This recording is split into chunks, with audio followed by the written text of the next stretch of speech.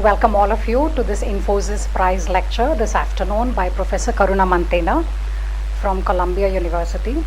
The Sanskrit equivalent for welcome is Swagatam, which literally means may you come into your own. And I'm sure this will resonate with a lot of political theorists who I'm told are here. And whether it is know yourself, the Delphic maxim, or the Gnostic self-noting, or the more modern discovery of an authentic self, we'll realize that these are all variations on coming into your own. And all such quests always involve wanting to know, even if only faintly, what is true, and wanting to dwell close to being or truth, which is what Sat in Sanskrit means. I hope I've set the tone for what is to follow. May I now request my colleague, Dr. Sneha Banerjee, to introduce the speaker. Thank you. The Infosys Prize is given to laureates in multiple disciplines annually. And the 2003 laureate in the stream of social sciences is Professor Karuna Mantena. She's professor of political science at Columbia University in the US and the co-director of Conference for the Study of Political Thought. Professor Mantena was awarded the Infosys Prize for her groundbreaking research on the theory of imperial rule and the claim that this late imperial ideology became one of the important factors in the emergence of modern social theory. Her book and related papers are landmark publications in political theory with implications for all social sciences. In her Infosys Prize lecture, Professor Mantena will discuss Mohandas Karamchand Gandhi's analysis and rejection of violence in mass protest and consider why this matters for democracy today. Gandhi championed nonviolent resistance as part of his protest against empire and colonial rule. However, the Rowlatt Satyagraha and the non-cooperation movement, Gandhi's first experiments in mass satyagraha, ended in outbreaks of violence. What was the cause of this violence? Gandhi worried that just as Indians were freeing themselves from slavery, they began acting like masters against those who were weaker, especially minorities of various kinds. I would like to now invite Professor Mantena to tell us more about this and explicate on this very interesting and thought-provoking argument. Over to you. Hello, everyone. So first, thank you to Vasanthi Srinivasan and Sneha Banerjee for the introduction. I'd like to, of course, also thank Jyotirmay Sharma, the Dean of the Social Sciences, and Professor Kailash, the Chair of the Department of Political Science here at the University of Hyderabad, for allowing me to do the Infosys lecture here. I had the privilege of lecturing in the same auditorium in February, and it's a delight to see many of you back, and of course to see many of my friends and family here as well. I of course will also have to thank and acknowledge with all humbleness the Infosys Prize Foundation for this extraordinary honor and for all of this, all of the opportunities they have given me to share my work with the public. Okay, so with that, I'll begin.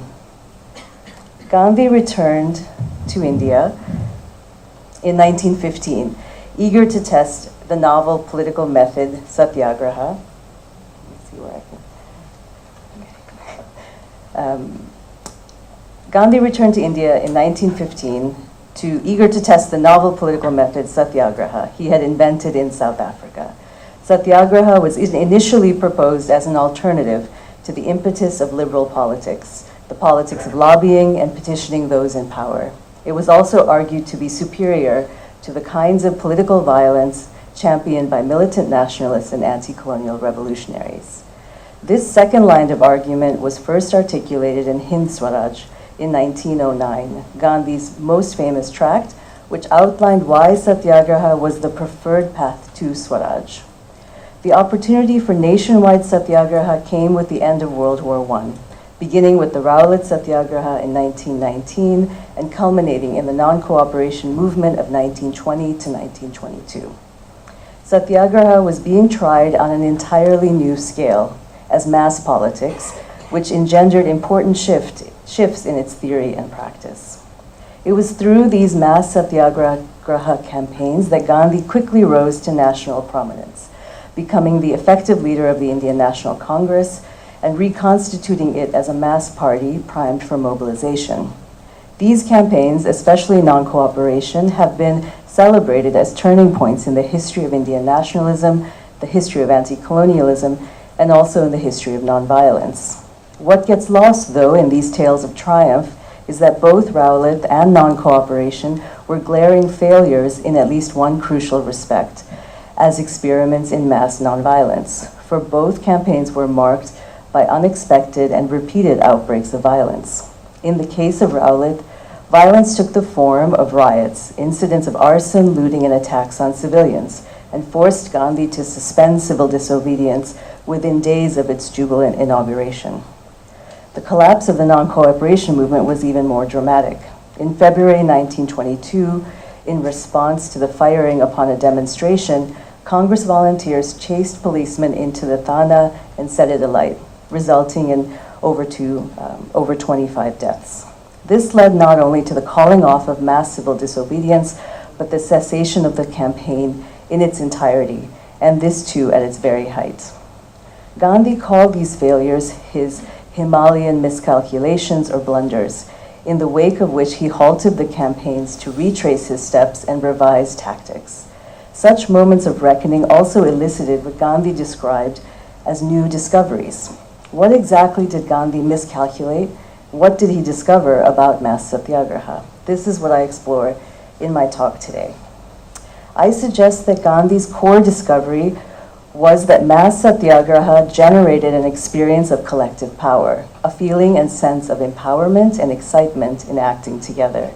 The problem was that this sense of power was spilling over, mutating into acts of force or coercion, the very opposite of satyagraha. To put it another way, just as Indians were overcoming slavery, they began acting like masters against those who were weaker. This posed a real challenge to Gandhi and satyagraha, not just because violence was morally wrong, but also because such coercion undermined the efficacy of satyagraha. There was also a lesson for democracy. For Gandhi, satyagraha was the preferred path to Swaraj. But when practiced as collective power, it prefigured a false or dangerous Swaraj, a kind of freedom that was more akin to domination. When protesters rely on numerical superiority to pressure, intimidate, and coerce, they bring into being a Swaraj that does not tolerate dissent or protect the weak, and hence functions more like tyranny than democracy. Gandhi's diagnosis of collective power in mass action gives us, I think, insight into a fundamental problem of democracy itself, namely the imbrogation of power and freedom in democratic politics, how consciousness of power as agency, acting with or for others, can become aligned to the assertion of power as mastery, acting over others. This talk will proceed with a brief look at the campaigns and how Gandhi's thinking evolved alongside them. I'll then look at how Gandhi assessed the outbreaks of violence in the campaigns and try to pinpoint what was so troubling about these specific forms of violence for satyagraha as well as for democracy. Okay, so setting the scene. The campaigns from 1919 to 22, the first nationwide mobilizations against British rule, is a history many of you will know very intimately. I will recount it in broad strokes and draw attention to two overlooked or under-examined elements. First, this was a period of extraordinary conceptual development in the theory and practice of satyagraha. There is often an assumption of continuity and completeness of Gandhi's ideas, that the basic features of satyagraha came together in South Africa and were then simply applied on a much larger scale in India. But in reality, the scaling up of satyagraha brought about crisis and discovery. Gandhi himself understood this as a period of experimentation. He wrote, as satyagraha was being brought into play on a large scale on the political field for first time, It is in an experimental stage. I am therefore ever making new discoveries. The most important consequence of this experimentation in terms of the theory of Satyagraha was the evolution of the three primary forms of Satyagraha: civil disobedience, non-cooperation, and constructive Satyagraha. Until then, until Rowlatt, Satyagraha had been exclusively conceptualized and practiced as civil disobedience. Through Rowlatt and non-cooperation, Gandhi would both clarify civil disobedience, what it means to be to disobey in a civil manner. He would also, I think, again, maybe more consequentially, invent completely new forms. Most importantly, the theory of practice of non-cooperation itself. The striking pace of conceptual innovation had an equally striking cause, namely the outbreaks of violence. So my second aim, again, is to pinpoint what exactly, or try to get at a sense of what precisely about this violence worried Gandhi the most, and why it required sometimes drastic changes in campaign tactics and strategies. Gandhi's first nationwide satyagraha started in response to the Rowlatt bills. These bills extended wartime emergency powers to combat seditious activity. Gandhi viewed them, in the words of the Satyagraha pledge, as, quote, unjust, subversive of the principles of liberty and justice, and destructive of the elementary rights of individuals.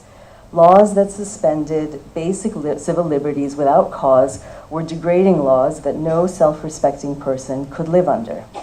As in the Transvaal and the restrictions that triggered the very first Satyagraha in South Africa, Gandhi argued that submission to such laws would entail, quote, forfeiting one's humanity and accepting slavery. In such cases, it was not just a right, but a moral duty to disobey. Gandhi termed this kind of disobedience defensive or automatic. Defensive disobedience, Gandhi explained, was akin to self-defense. It was necessary, automatic, involuntary response to laws that are, quote, inconsistent with one's self-respect or human dignity.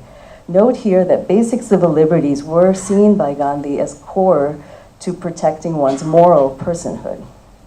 The Rowlatt Satyagraha began April 6th with a coordinated nationwide hartal, a day of work suspension undertaken as a ritual of mourning.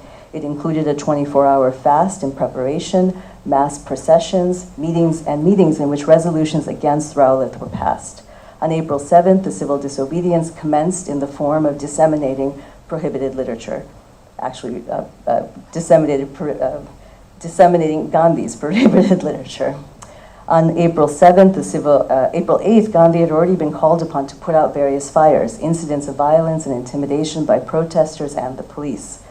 On his way to Delhi to quell tensions, Gandhi was stopped and escorted back to Bombay. Rumors of Gandhi's arrest and detention led to unrest in Bombay. An on-the-spot hartal was attempted, with protesters forcibly closing shops, disrupting transport, and throwing stones at the police. In Gujarat, the violence was more severe. In Ahmedabad, crowds attacked the collector's office, burned a jailhouse, cut telephone wires, tried to derail trains, and attacked and killed several Europeans. Similar incidents continued April 11th and 12th. Gandhi at this point saw a drastic self-correction was necessary. He began to retrace his steps by starting Satyagraha against his own countrymen with a 72-hour fast.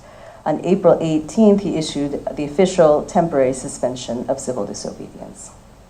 Gandhi called off civil disobedience and restricted protest activities. But throughout 1919 and 1920, as the extent and brutality of the government crackdown of protests against Rowlatt, especially in Punjab, associated most famously with the massacre at Jallianwala Bagh, the outcry against Rowlatt joined up with calls for investigation and redress for Punjab and the ongoing Khilafat agitation.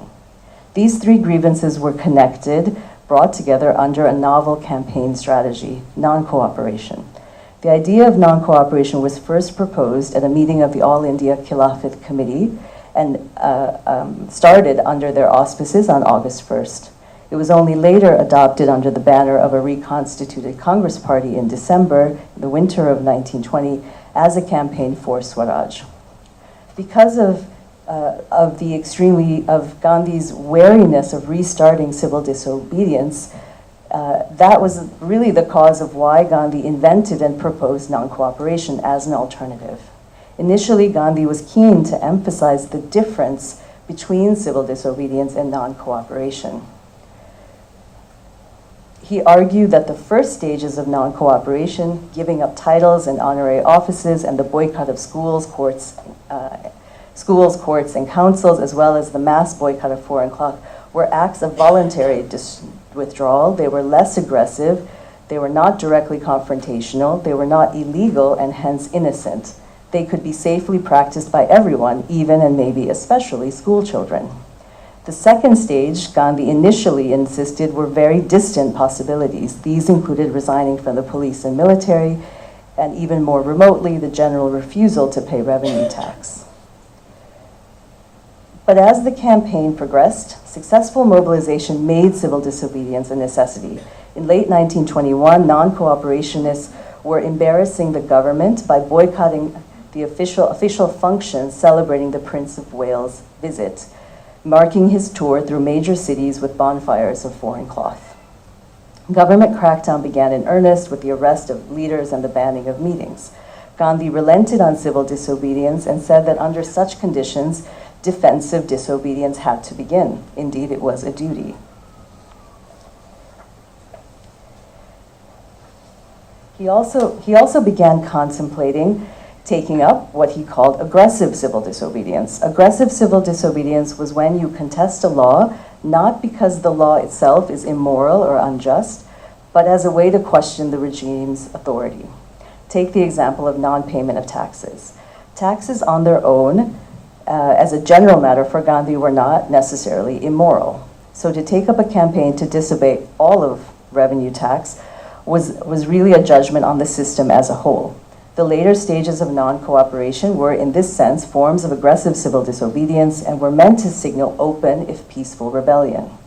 Gandhi announced the non-payment of revenue tax to begin in one exemplary district in Bardoli, Gujarat, but in the week that the Bardoli campaign was to begin, the events at Chauri Chaura brought the entire non-cooperation movement to an abrupt and controversial end. So now I'll turn to getting a sense, making how Gandhi tried to make sense of the violence. So these were some of the incidents of violence with which Gandhi contended as the mass movement expanded. I've already mentioned the repression in Delhi and Punjab, Jallianwala Bagh, and also the so-called riots in Bombay and parts of Gujarat in the aftermath of Rowlatt. So during non-cooperation, there were a series of other, often called riots, and bigger in Maligaon,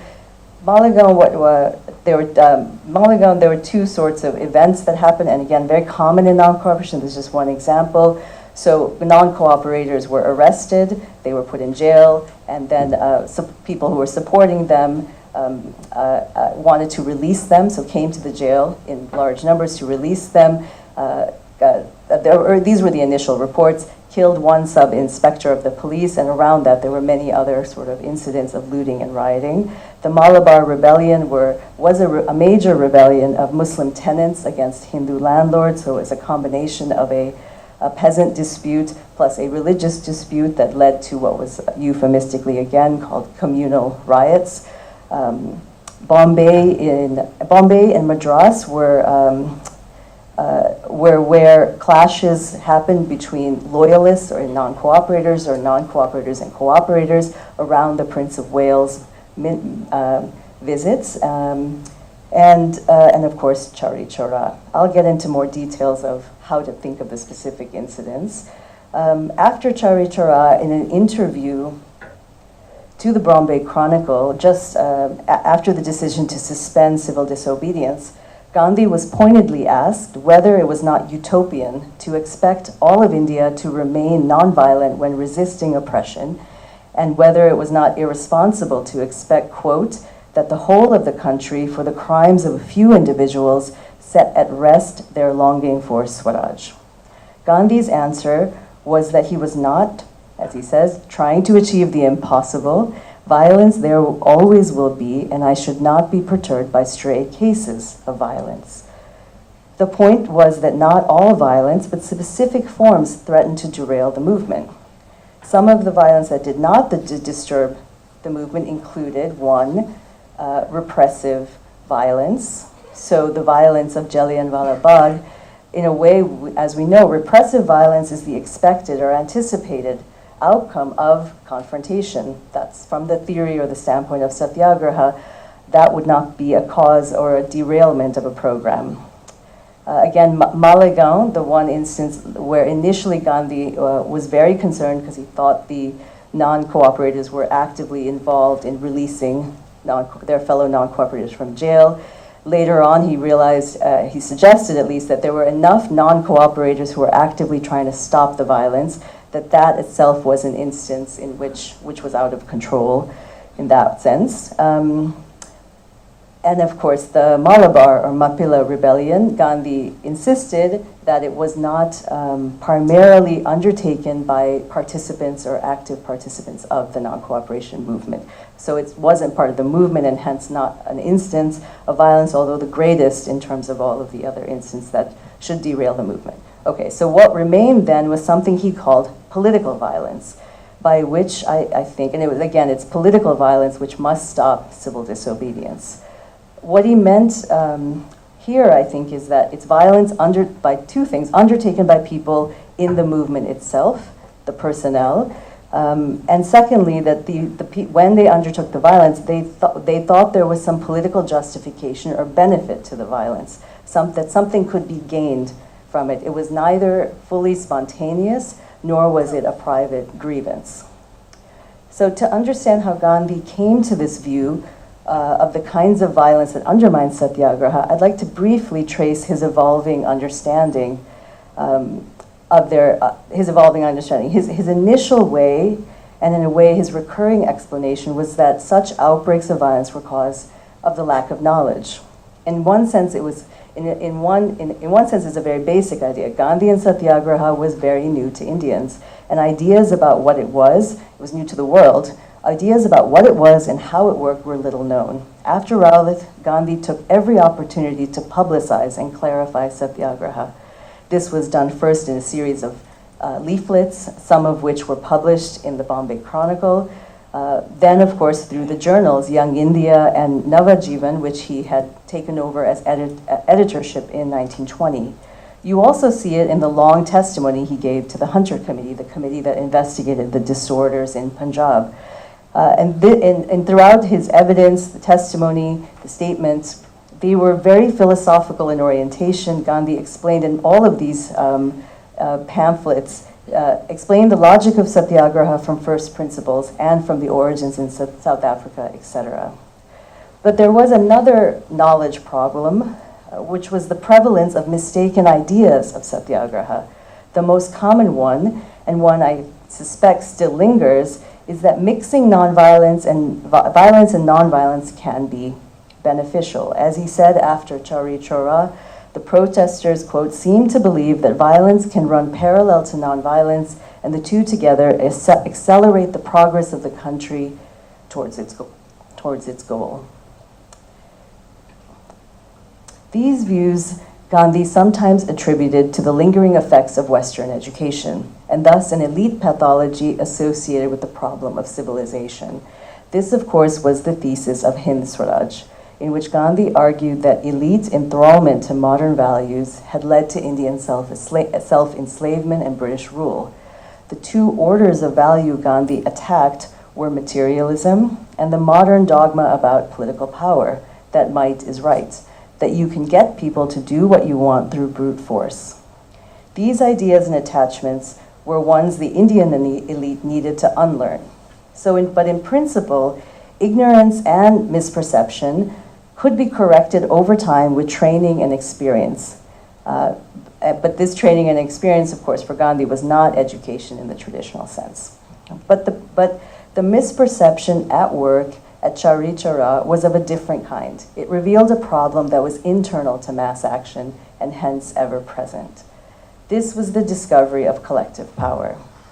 In a letter to Konda Venkatappaya, the leader of the Andhra Provincial Congress and the Guntur No Tax campaign, Gandhi wrote, "The fact is, in every case," he was referring here to Bombay, Madras, and Chauri Chaura, "all the workers, Congress workers, did not understand the full purpose of nonviolence nor its implications.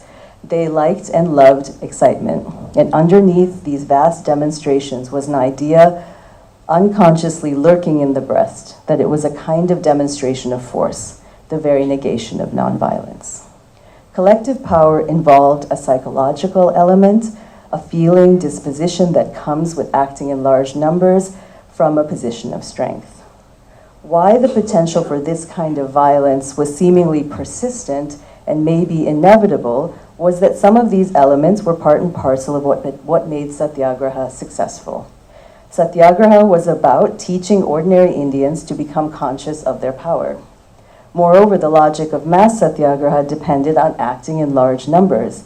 Indeed, it was the very core of the idea of non-cooperation. Non-cooperation dramatized popular dissent and disaffection on a mass scale to undermine the authority of the regime. In Gandhi's phrase, non-cooperation had to be, he used this word, polynumerous, for it to demonstrate that power in any political system really lay with the people. Why and how does the power of coming and acting together mutate into violence? When a mass satyagraha relies on numerical superiority to pressure, intimidate, and coerce, it was akin to violence in purpose and effect. So the reason mass satyagraha could so easily mutate into violence was that when it takes the form of collective power, it already acts like violence, even in the absence of actual violence. The cases that Gandhi worried about, again, were not defensive violence out of weakness, but shows of strength. And specifically, a strength derived from situational numerical dominance. So acting in large numbers, feeling yourself to be part of a majority in the moment. So in Charichara, there was a demonstration, a grievance that was purposefully taken to the police station. The numbers, the demonstration vastly outnumbered an undermanned police station. The police, in attempting to intimidate the crowd, fired into the crowd, or at least in the air. And in response, the volunteers surrounded the Thana and chased them in. So again, they massively outnumbered policemen on the ground, and there was a similar sense of at least what in Gandhi's interpretation was happening in Bombay and Madras, where you had, for example, in Bombay you had a successful Hartal on the day of the Prince of Wales' visit, but the non-cooperators, there were also some loyalists who joined the parades to celebrate the Prince of Wales. Many of the loyalists were conspicuously European and Parsi, and some Christians and Jews. And especially Parsis were singled out. There were street confrontations where hats were taken and burned, but also Parsi-owned liquor shops were attacked. And so I think here and in Chari Chaura and other incidents, on the one hand you see that those who were singled out and attacked, the policemen, Parsi capitalists, were in some sense powerful in an objective sense. But what Gandhi's point was in a situational sense, in that moment, the crowd was much more powerful, and so to attack and kill a policeman, say, which also happened in one of the incidents, so that would be the opposite of true courage, because it doesn't take courage to act in a crowd against one man. So I'll come back. Okay, so that's the two features, at least for now, that I want to draw out as the distinctive idea of collective power: a psychological disposition, acting in numbers, position of strength, where nonviolence appears as brute force and therefore can become brute force. And in these incidents of violence, the thing that was important, that it was a kind of violence between majorities and minorities. So why is this a problem for Satyagraha? This question cuts to a core of what Satyagraha is, and I think the answer is not as often and not as obvious as one assumes. Gandhian Satyagraha was not just a politics aimed at avoiding violence at all cost. In fact, you saw that from that quote I started with: violence there may be. So it was not just about avoiding violence. Its goal was to find a way that the oppressed could demonstrate strength and power in a manner that was, one, more effective than liberal or constitutional politics, and also, secondly, different in form and effect from armed rebellion. The discovery of collective power allowed Gandhi to clarify this basic proposition. If satyagraha is championed and practiced as coercive collective power, then it would merely mimic armed uprising. In place of brute violence, brute numbers was doing the work of threat, sanction, coercion, harassment. Gandhi would repeat, it was another form of might is right. Of course, bringing out masses of people was important. For one thing, it allowed everyone to participate in their own emancipation. But this display of strength to be truly nonviolent had to be disciplined and constrained. What was really being staged or dramatized in mass satyagraha were acts of self-sacrifice and self-suffering. Through such staging, a superior and truer power would be demonstrated, the capacity to organize and rule oneself. So when in Gandhian Satyagraha, when you dramatize and stage discipline, suffering, sacrifice on a mass scale, ideally it would have the following effects. For Satyagrahis themselves, it would teach self-mastery and self-rule. To the state and its supporters, it was meant to disrupt expectations, undermine their portrayals of Satyagrahis as mere anarchists and criminally minded rebels. Most crucially, it makes possible shifts in entrenched opinions, not only of one's opponents, but the conversion of potential allies to the movement. Martin Luther King would often call this third group the uncommitted middle, or the neutral public. But I think for both King and Gandhi, they were, most importantly, they were fellow citizens. This also, I think, is importantly a psychological story of dispositions. How Satyagraha works on mitigating psychological resistance, disrupting the reactions and resistance that are natural to political contestation and controversy. Gandhi often recounts the origins, or one aspect of the origins of Satyagraha in South Africa, as driven by what he saw as the limits of liberal politics, that he would brandish fact after fact, but this was falling on deaf ears, that political opponents were, in these words, often shut their ears to the voice of reason. Entrenched views were not, in the end, based on facts or better reasoning, and could not be shaken simply by reasoning and criticism. Worse still, directly attacking people's beliefs tended to make them, quote, hug their sin more tightly. Beliefs are, Gandhi, I think, believed that political beliefs, are aspects of identity, and criticism is taken as a personal attack and a justification to further shut their ears, or another phrase he would use, or put up their back. Physical intimidation, shouting, blocking, and even more overt violence would have the same effect, but to an even higher degree. It did not, in Gandhi's view, ever yield compliance, but hostility and resistance, again, an entrenchment. Satyagraha, by contrast, when done well, in the form of coordinated mass displays of dignity and discipline, suffering and fearlessness, would, he thought, compel attention, subvert expectations, and chasten psychological resistance.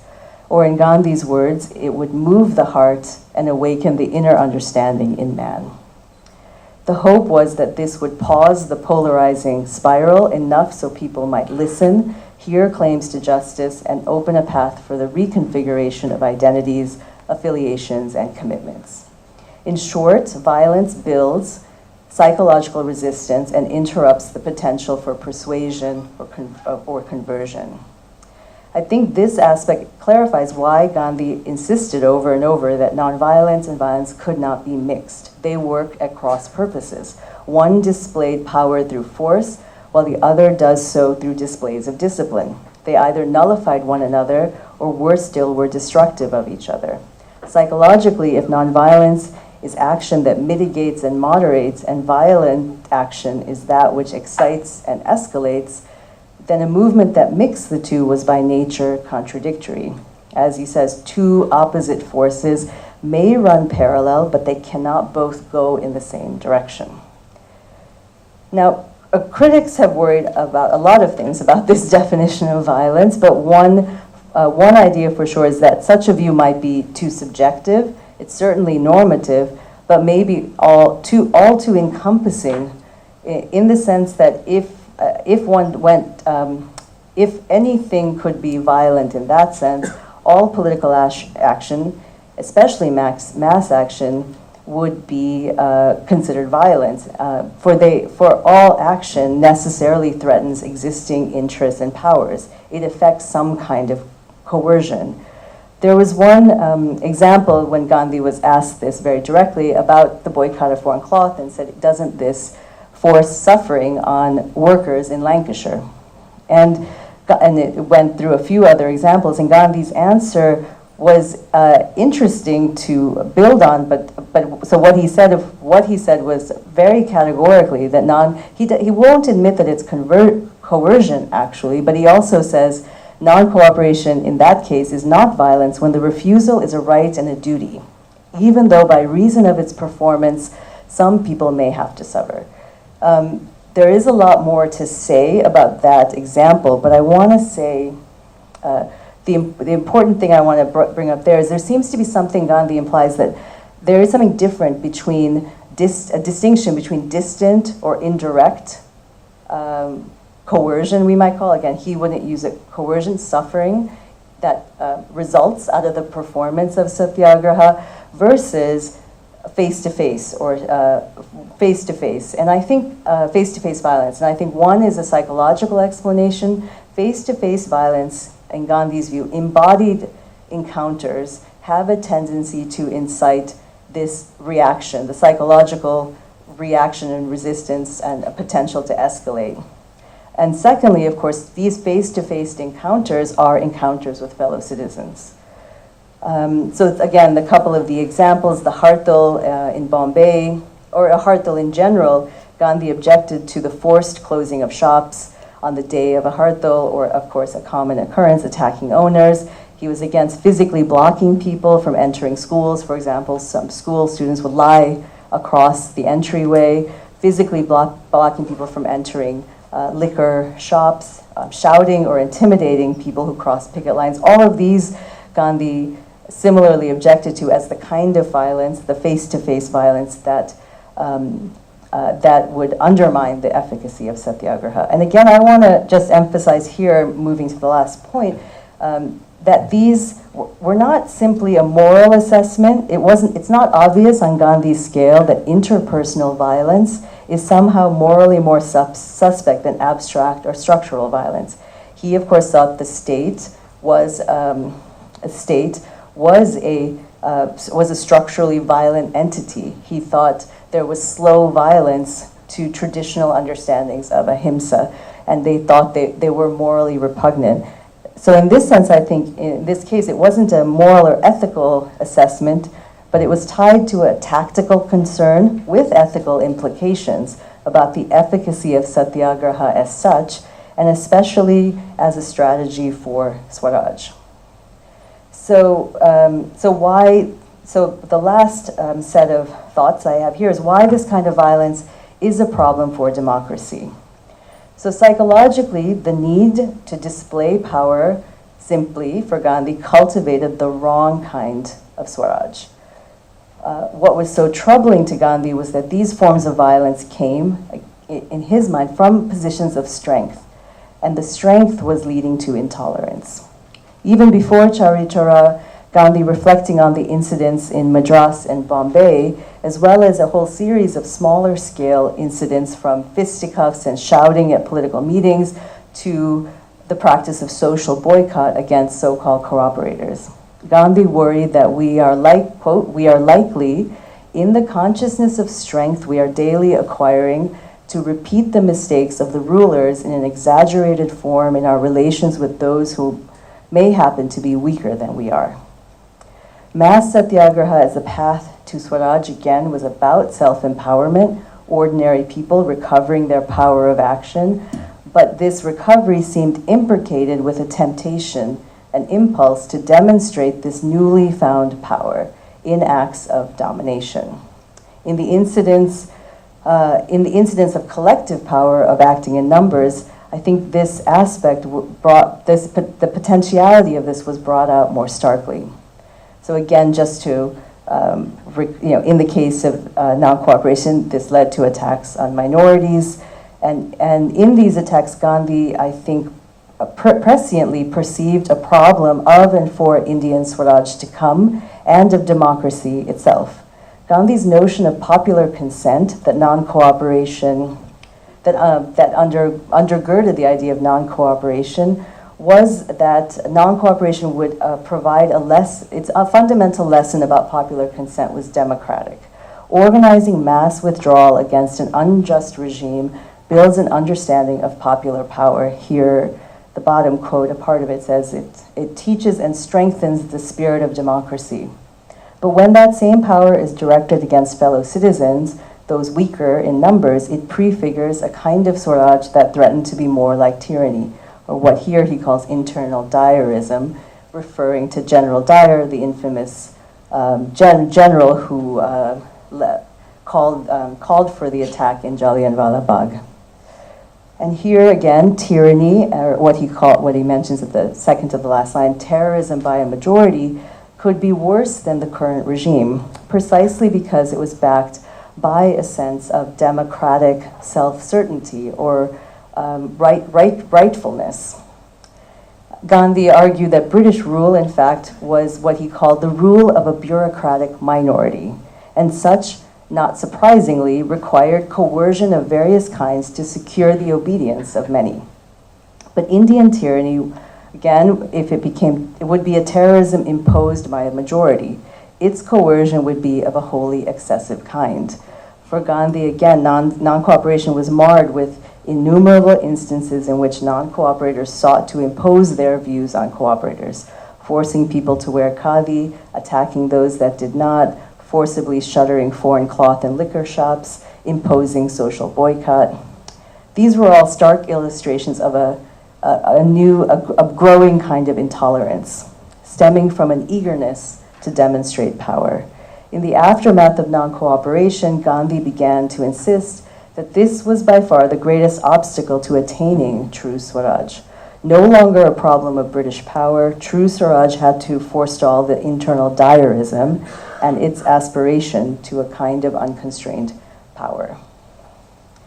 Okay, so I'm going to end on some conclusion. So Gandhi, in that moment, he noted that this problem in relation to communal, he noted this problem in a number of variety of situations in relation to communal tensions, but also in relation to the caste question.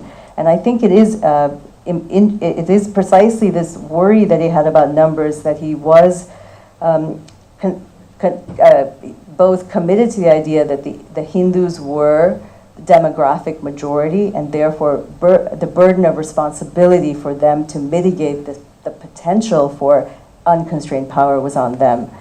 That was the case in Hindu-Muslim relations, and it was also, of course, his refrain about caste Hindus. So he argued, quote, if caste Hindus, quote, came into power with the stain of untouchability unfazed, I'm positive that the untouchables would be far worse under that Swaraj than they are now, for the simple reason that our weakenings and our failings would then be buttressed by the accession of power. Again, a Hindu majority is dangerously empowered because it feels morally justified by the logic of democracy to impose its will on others. In the period after 1924, Gandhi, in this period and after, he played around with a number of alternative ways to define Swaraj, true Swaraj or true democracy, and especially in ways that don't rely on the question of numbers. So he would say something like a perfectly democratic state would look beyond the rule of the majority to protect the interests of the even smallest limb of the realm. A number of other definitions would say a perfect democracy or a perfect Swaraj would be when a peasant or a single woman could walk unharassed from Kanyakumari to Kashmir. So there was trying to figure out a way to put forward the idea of protection of the weak, as he said, the smallest limb of the realm, as the viewpoint from which you view the purpose of democracy.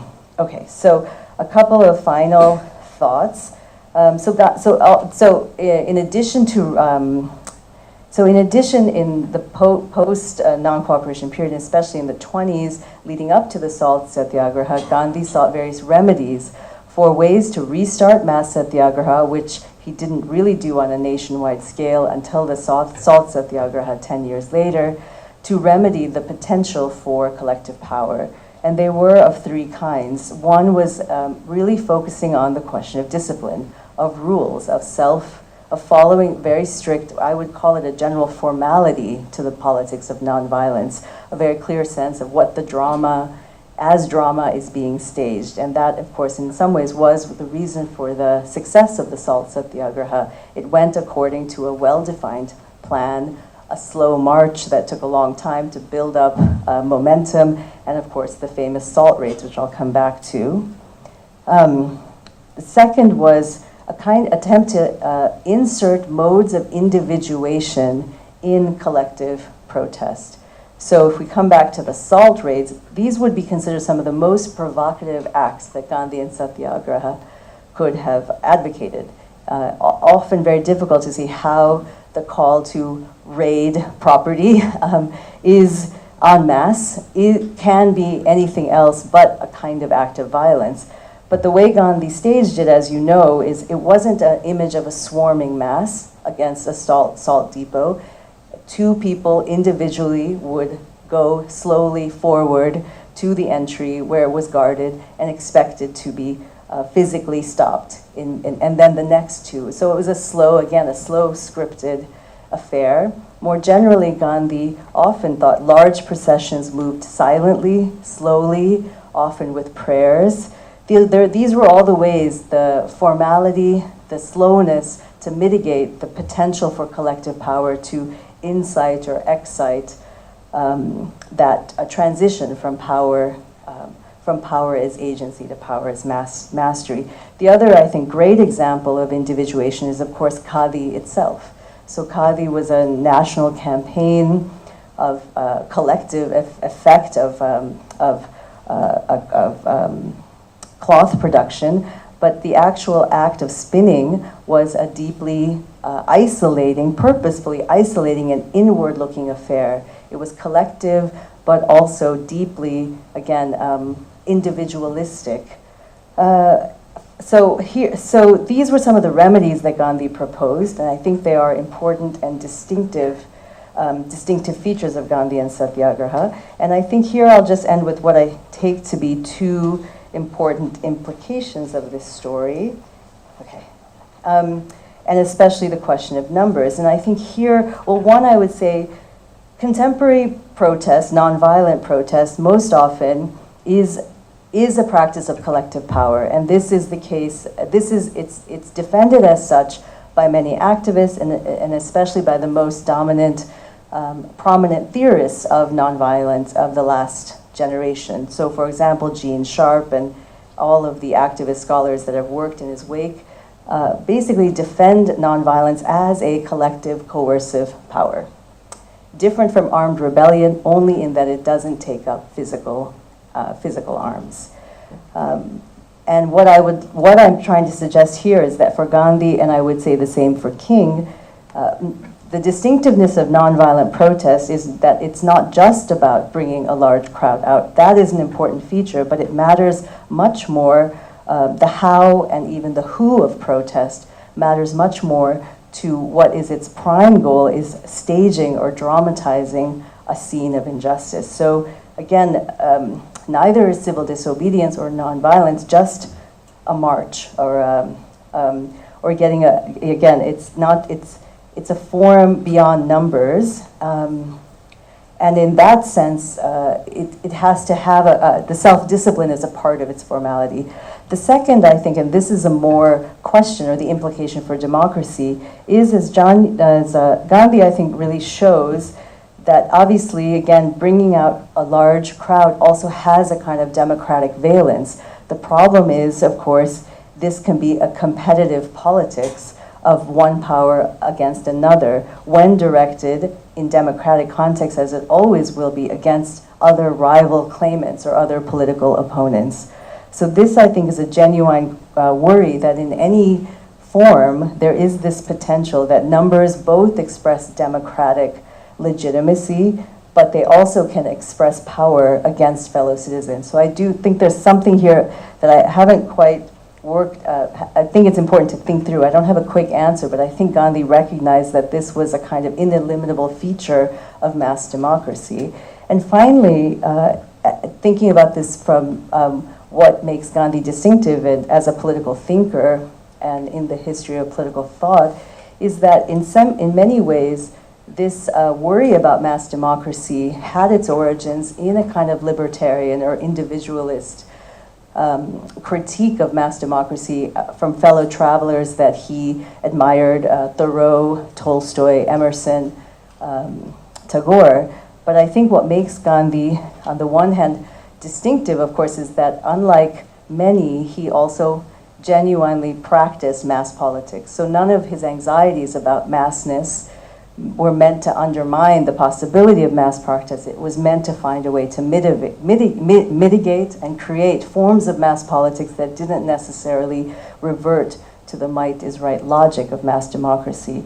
On the other hand, I think his critique then also can vindicate, I think, some of the false criticism of Thoreau, Emerson, and especially maybe Thoreau and Emerson, that they were elite critics of mass democracy that weren't themselves worried about a genuine feature of mass politics.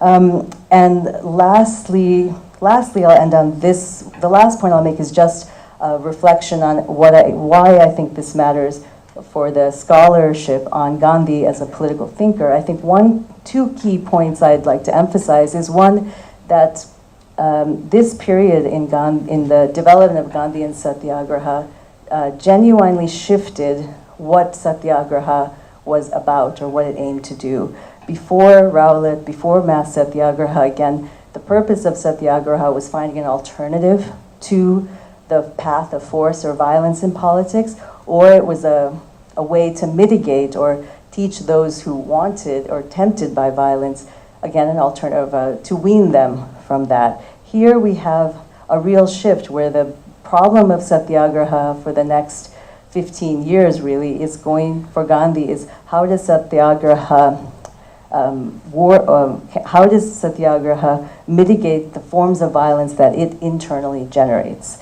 which is an important shift in both the repertoire and the orientation that will preoccupy Gandhi in the last two decades of his life. And the final point, I think, is showing this conceptual innovation is also, I think, shows to me what is distinctive about Gandhi as a political thinker is that he was a theorist who conceptualized in and through action.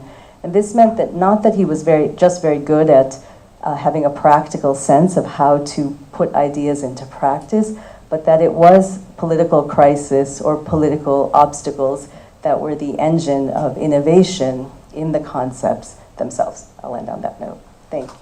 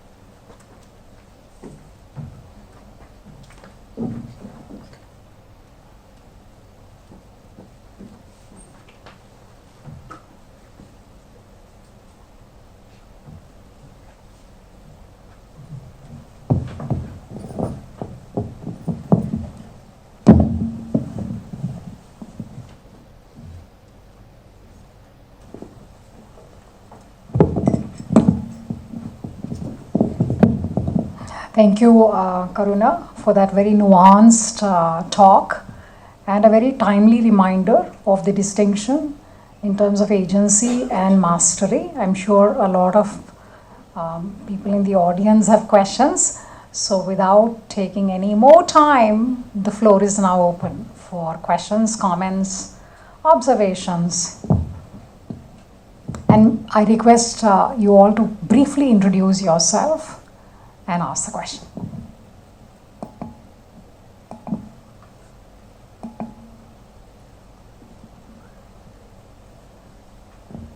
Hello, ma'am. I'm Ganeshwar. I'm a PhD scholar in the Department of Political Science here. Especially since you touched on his response to untouchability and caste, I wanted to ask if you looked at the anti-caste critique of Satyagraha, especially Dr. Ambedkar's. Dr. Ambedkar mentions about Gandhi's critique of Mahat Satyagraha, Nashik Satyagraha, and others like Periyar have talked about Gandhi's critique of Guruvayur Satyagraha, and so on. And Ambedkar writes that Gandhi says that Nashik Satyagraha is flawed because untouchability is the problem of the caste Hindus, and Satyagraha as a method of self-purification. It is the caste Hindus who should take up Satyagraha. And then Ambedkar asks, then why does the colonizer, then you should wait for the colonizer to take Satyagraha. Why is the colonized doing Satyagraha in colonialism? And Gandhi criticizes the participation of Muslims in Nashik Satyagraha by saying that it is stoking communal flames, while at the same time defending to his death that untouchables are Hindus. And then Ambedkar asks, if untouchables are Hindus, how is an act of Hindus and Muslims coming together stoking the flames of communalism? And thereby he goes on to essentially critique by saying that Gandhi is weaponizing a universal concept like truth for his own partisan politics by continuously redefining Satyagraha as what furthers his own ends, while guarding that as a practice for others to undertake it, especially for the untouchables to practice it. So what does this anti-caste critique tell about the democratic implications of Gandhian Satyagraha? Yeah, that's a very important question. Actually, Gandhi supports the Mahat Satyagraha. He has no criticism of it. He just he does think it led to an extreme violence, and so there was some concern about its efficacy on those grounds. But he didn't actually. He praised it, and that's why I think Ambedkar was surprised when he criticized other forms. I mean, I think on two grounds, Gandhi, some of Gandhi's rules about many people criticize, not just Dr. Ambedkar, but many people criticize Gandhi's rules for being self-justifying. And I think that's certainly the case in terms of, you can think, of course, about the Pune Pact, famously, where he says that he says that it was a fast. The fast wasn't against Ambedkar, or it wasn't even against the British. The fasting, he always said, you do not against an opponent, but those who you are in your own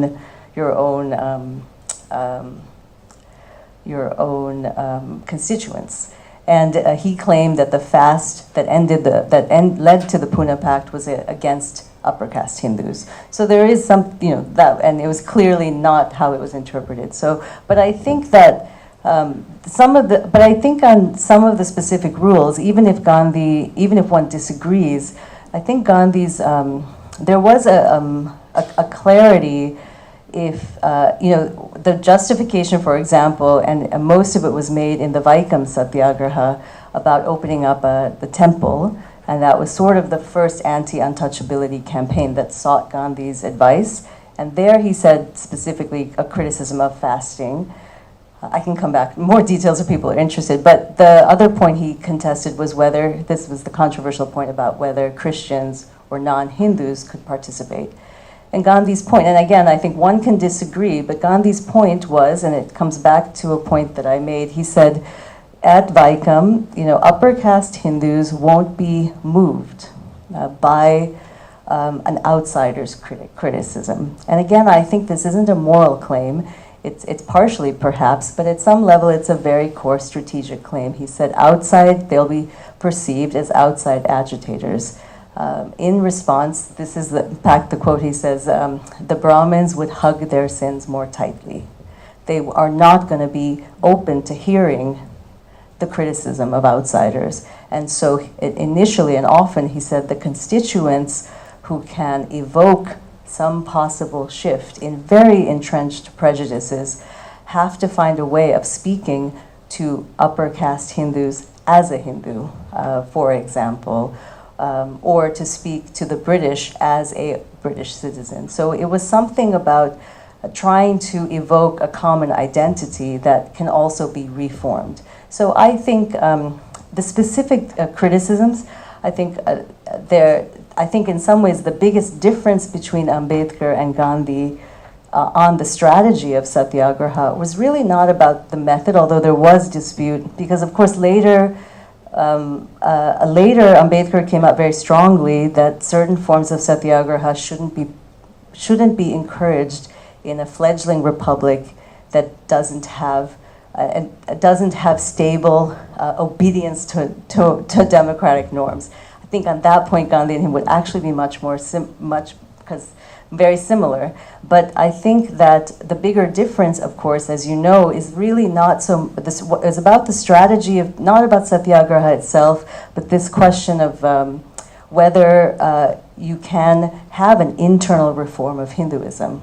I mean, if Gandhi let out that hope, I think there are instances where Gandhi didn't necessarily think, it wasn't a question of whether Hinduism could be reformed or not. Gandhi thought a strategy of reform began with the assumption that that's how you argued.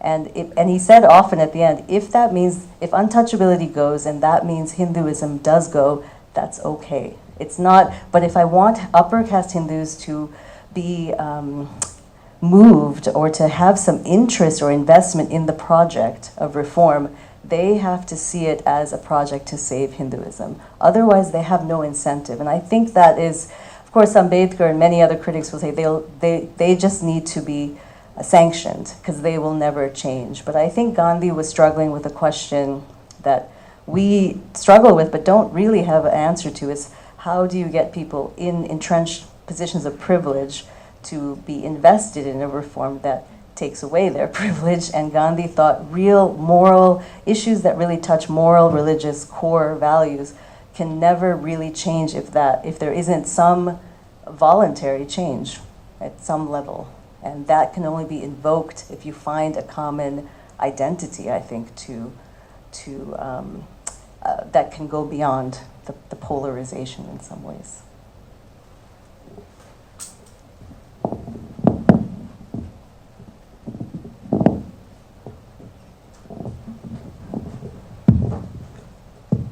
Thank you. Hi, I'm Anurag Sinha. I teach political theory at Minnesota, but first and foremost, I'm also Karuna's student.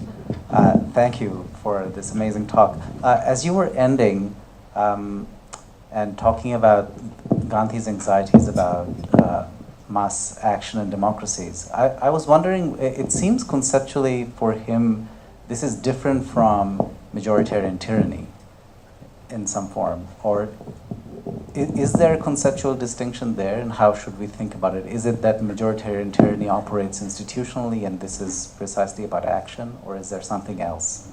Or are they somewhat similar and he's just thinking about it in this particular context? Yes, I mean, I think what I would say is that Gandhi isn't a deeply institutional thinker, partially because he's so suspicious of institutions. But of course, he builds a very large institutions, the Congress Party.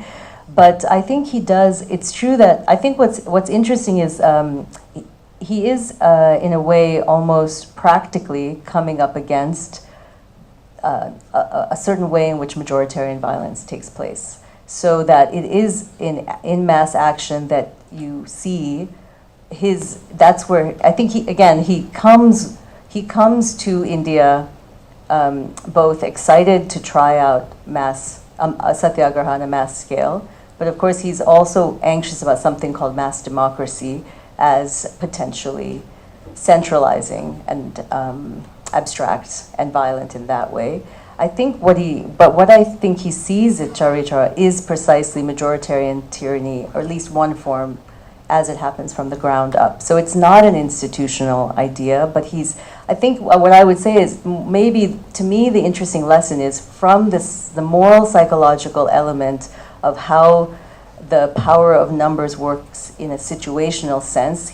I think he does analogize, and then initially it's an analogy and then it's actually an analysis, that is also in a way what is going to happen if a new Swaraj is built with this psychological understanding and this understanding of the moral priority or the moral legitimacy of the majority. So I do think it's a critique of majoritarian tyranny as a way of viewing what's possible in it, why it's a flawed definition of Swaraj or democracy. So I think in that sense, it's very clear that it has implications for, that is his understanding of what majoritarian tyranny looks like. I mean, he says it in a number of, so I guess what I think is interesting is, of course, what he doesn't have is institutional solutions to that problem. He has temperamental and a kind of pedagogical solutions. And so part of his answer is, if you can institute a form of, a lot of mass satyagraha as forms for incubating or cultivating future Swaraj. I mentioned the ones in mass action, but of course the largest form of politics that he tries to institute this is the constructive program, which is supposed to transform your view of who you are acting with and for, which is those who he sees as pushed outside or weak. And so his vision of Gandhian democracy would be coming out of what the constructive program actually does. It's an alternative form, and especially, again, village-level democracy where you don't have centralized majoritarianism building up on his account. So.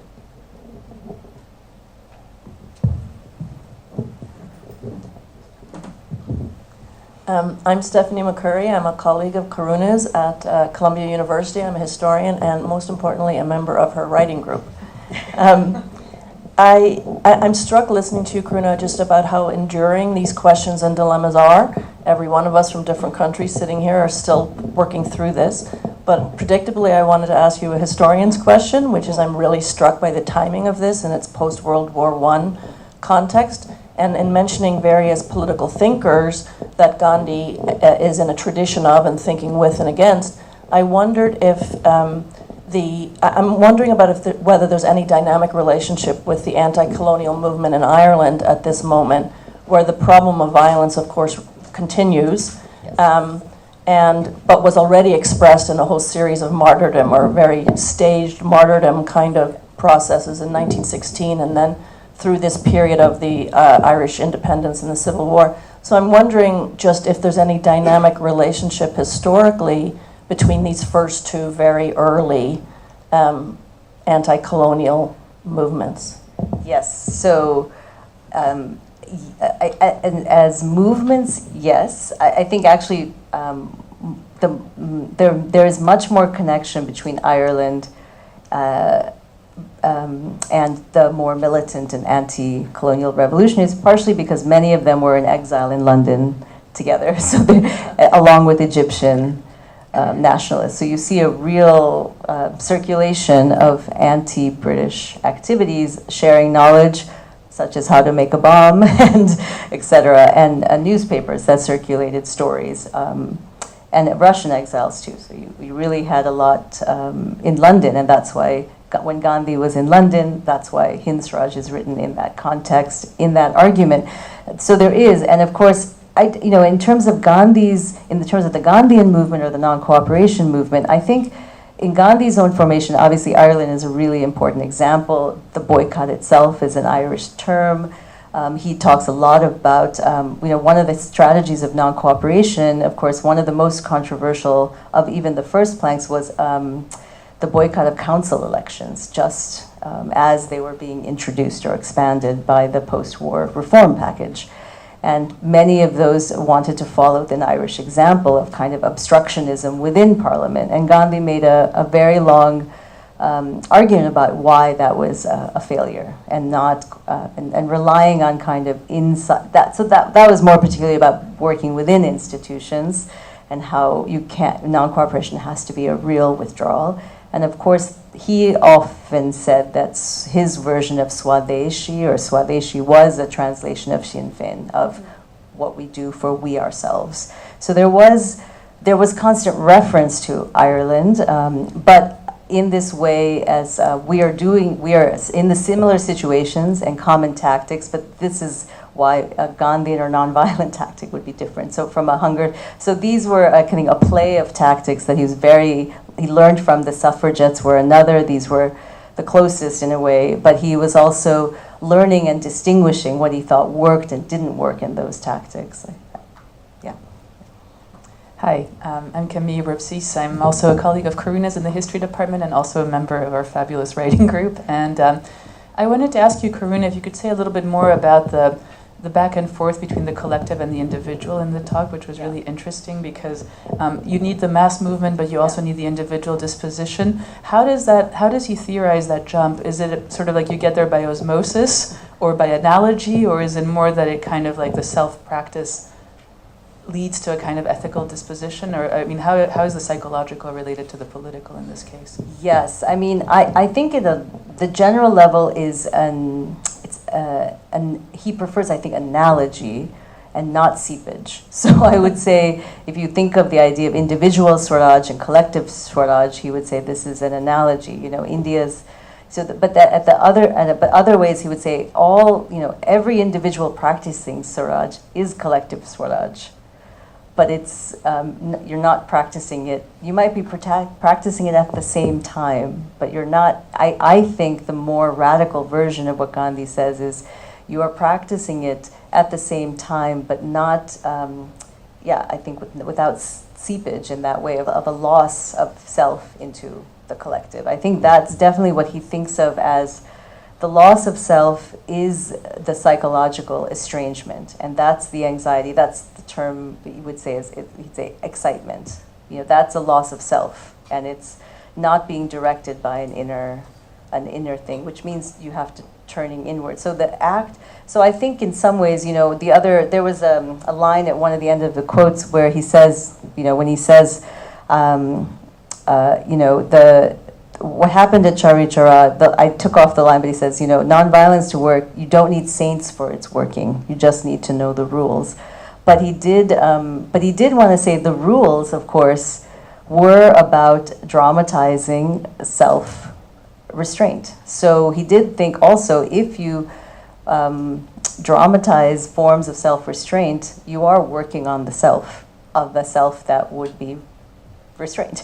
So I think the numbers matter as a kind of demonstration. The collectivity itself isn't, I think, a picture of solidarity, except in the sense he would say once you have something called voluntary interdependence, but interdependence on its own, when it's involuntary, is a kind of slavery. There's a Rousseauianness to that, and the issue is how you have to first master the self to then to overcome domination, to both construct new relations of equality and service, and that is also how you overcome a kind of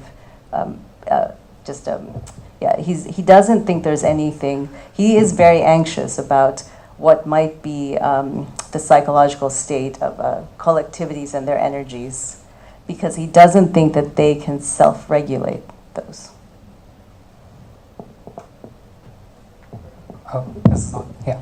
I'm Mohit Manohar. I teach art history at the University of Chicago, and I was a graduate student at Yale when Karuna chaired the South Asian Studies Council there.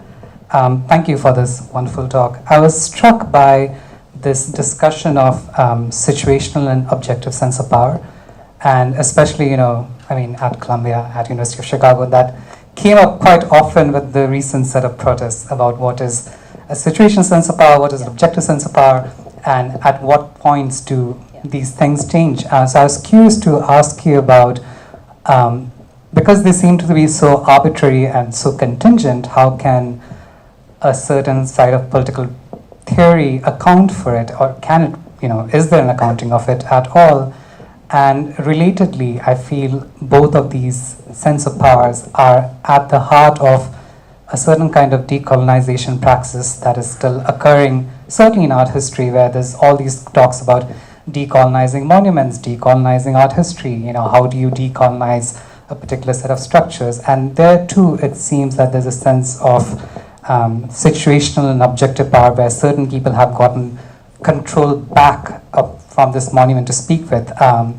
And there seems to be something that's happening that I'm not quite able to articulate that, but I'm just curious to have your thoughts about Yes, that's a very interesting, controversial, and I don't know. I'll answer the first part of it in terms of what I think Gandhi's. I mean, can you theorize? So one of the criticisms is, in a way, when you have when Gandhi calls impatience violence, or doing things out of anger, a motivation as violence, punishment. So if a boycott is focused on punishment, he thinks that's violence, as opposed to promoting self-reliance. And the difference in practice, as you know, was between a boycott of British goods versus a general boycott, which is what was the way he was moved to accept boycott as such, as not punishment.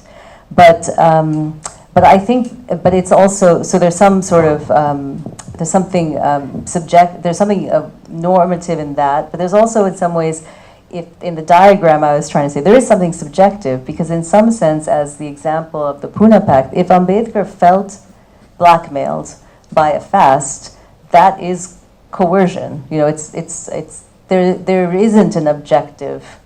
You can't tell someone not to feel coerced by an attack.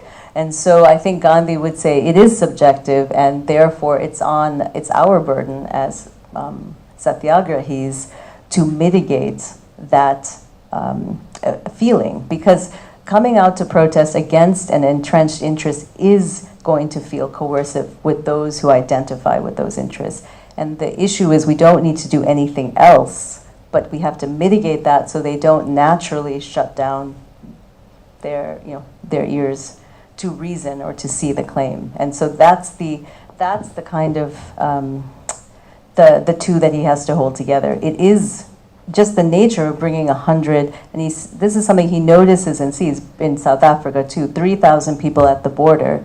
No matter, he was there, the civil disobedience was about border crossing. 3,000 people standing at the border is going to feel threatening. And so what would you do to mitigate that initial refusal to hear? You do these rituals of mourning, of silence, of I would say, decorum of some kind of, and he would say, of staging of dignity, as the way that people can listen. But if it's 3,000 people shouting, it's unlikely that those who aren't already in sympathy with that cause would listen. I'd have to think a little bit harder on situational power in the context. I think there is a lot there that is important about campus politics, but I'd have to think about that with you later. I think there was also there's also a question on this side after. Yeah. Thank you, Karuna. I am also a doctoral student of Karuna's. I teach now in social studies at Harvard. And the question I was wondering and thinking with Karuna was about the sources of internal diarism, and also, yes. I mean, actually both of the metaphors in that passage. One is internal diarism, yes. And then the descent not into some other form of tyranny, but into oligarchy for Gandhi. Yeah.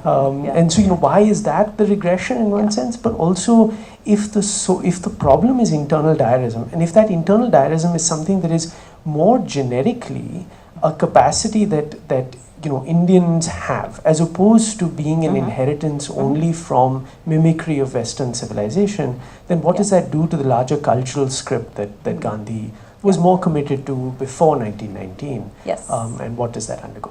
Yes. So the second point, that's the only time he uses the term oligarchy. So I haven't. Most of the other time, it's tyranny.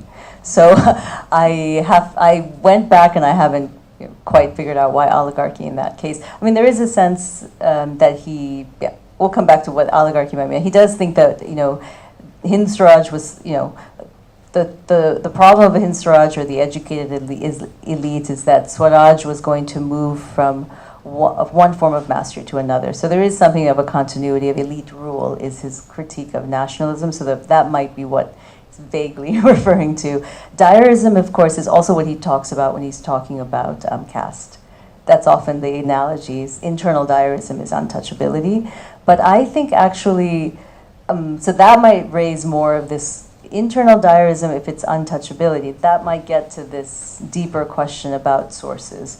But I actually think in this period, it's not cultural. It's the experience of oppression. So as he said in that passage too, and what he realized after Rowlatt was, he said, one can't practice civil disobedience if one has never been civilly obedient. And he says living under conditions of oppression meant that laws were only followed out of fear or force. And if they're only followed out of fear or force, there is no moral acceptance of the law. And that comes back to the point about, and that was Ambedkar's worry about the transition to constitutional democracy. If the norms of following a law aren't followed, then the Constitution and its ambitions would fail. And so therefore he argued that Satyagraha and disobedience, like Gandhi giving it up after Rowlatt, have to be let go unless you can find ways to make them, for Gandhi, practices in which you are also practicing lawfulness. So for example, following a pledge, giving yourself rules that you yourself follow. That's a way of training yourself to be a lawmaker and not a lawbreaker, as he would say. But I think, yeah.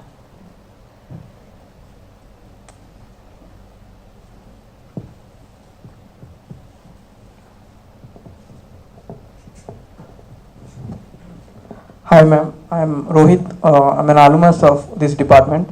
So my question is, Ambedkar's Mahat Satyagraha is based on the Gandhian strategy of civil disobedience, but Ambedkar appears like he claims that his non-violent is completely based on Buddha, and he borrowed nothing from Gandhi. Yeah. But how can you explain this? Why is Ambedkar reluctant to why, because of his criticism of Gandhi, or divergent views they held over Varna system? That's my understanding, and I would have to think a bit more deeply, and others are going to be more expert on this. During the Mahat Satyagraha, I think Ambedkar was not as critical yet of Gandhi, and Gandhi wrote, they hadn't really had an encounter in which they came to blows over any of these issues, and Gandhi wrote in support of the Mahat Satyagraha, having never met Ambedkar and not really knowing anything about Ambedkar. So my sense is in that Satyagraha, there was, I would say yes and no, in the sense that Ambedkar, I think, initially did occasionally practice Satyagraha, as in Mahat, but he soon decided not to use that terminology necessarily in a Gandhian vein. And I think in some ways it's fair, because the forms in which Ambedkar practiced Satyagraha in Nashik, these weren't this particular form that Gandhi was also advocating. So I don't think it's not, it's both. It's true that over time Ambedkar, as the schism between Ambedkar and Gandhi, was exacerbated, Ambedkar would, I think, also recount earlier moments of separation from Gandhi. But in some ways, he, unlike Periyar, who we know was someone who was a Gandhian and then rejected Gandhi, Ambedkar was never moved by Gandhi in any particular way. So it's not that he had to. It wasn't that. It's not important in some ways. In some ways, to me, it's not particularly crucial to understanding either Ambedkar's view, or in a way, because I think Ambedkar just wasn't interested or invested in the idea of Satyagraha. He may have used it strategically in some places. Well, so as chair, I think I get to abuse my position a little bit at the very end. I can't but resist. I teach political theory, and we have had long conversations. So I guess this whole thing is not only about rescuing Gandhi as a political thinker, but about fleshing out the strategy and tactics of Satyagraha. If that's the case, and then you mentioned at some point that it's not just for saints, right? So now that you've done this research, how replicable do you think this is? If we were to come out with some kind of a manual of Satyagraha for our times, which I guess is somewhere in the background of your mind, after the experiences of campus unrest there, and after our experiences of campus politics here, if we were to come out with a contemporary manual where various activists would like to get some guidance, but not necessarily tethered to all the traditional vocabulary of self-restraint, although you mentioned tantalizingly tapasya, right? So how convinced are you that that's a possibility so we had this conversation 3 years ago, I think, you don't remember, but how convinced are you about it now? And we'll close after that.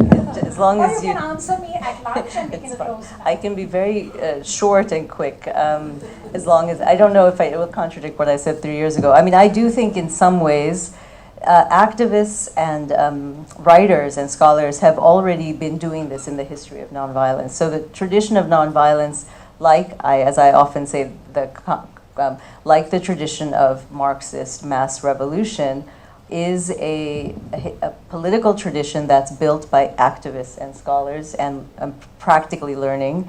And actually, nonviolence is very similar. So people have passed on lessons and tried to generalize. That's the first move from India outward to the globe.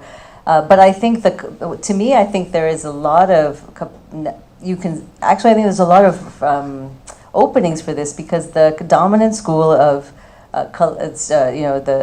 what they call strategic nonviolence actually incorporates a number of self-mastery-like propositions, but won't admit it. So I think part of what I would like to do is what contemporary activists, post-68 especially, have rejected about classical nonviolence is the moral, ethical underpinning, the language of sacrifice, the language of suffering. But I think when they do that, they misunderstand suffering and sacrifice as mere ethical commitments or propositions, and not actually a part of the strategic logic of nonviolence. So what I've tried to do is there may be more than one strategic logic. Nonviolence is collective power versus nonviolence as disciplined action. And one can you have to make the case about what actually is doing the work of persuasion, sanctioning, overcoming. And I think that would be a benefit to activists. And I think in some ways we are going to be living in an era of mass protest. There's no end to it because it comes with mass democracy, even after mass democracy. So in that sense, I do think, I do hope, I won't write a rules for radicals book, but I do think, as a scholarly project, I think it also has it has implications for political theorizing and for political action. Yeah. Thank you. With that, we bring this afternoon.